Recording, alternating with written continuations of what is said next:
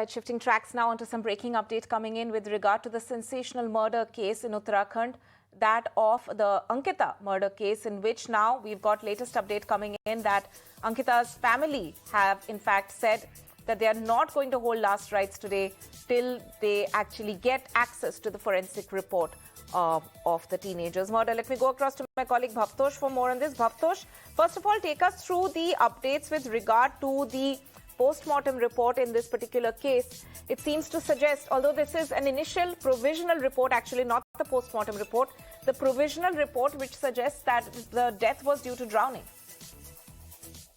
Yes, Tanima, in fact, the postmortem was conducted by a panel of 4 doctors at All India Institute of Medical Sciences. And if you just go through this report, it mentions that there are ante-mortem injuries on her body, which is suggestive of a blunt force trauma. And her cause of death is asphyxia, which has been caused upon ante-mortem drowning.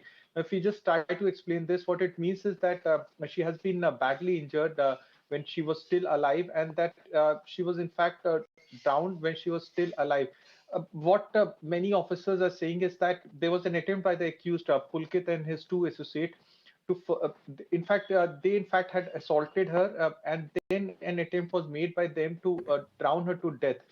She was unconscious, and she, in fact, she died because of she could not, breathe. And there was an attempt by the accused to pass off her death as death due to suicide. That's the most macabre way they could have covered their tracks and covered this murder. They tried to pass it off as death by suicide, and that's what when we had showed this postmortem report to others here in the capital, they have said that it's a very, very gruesome crime.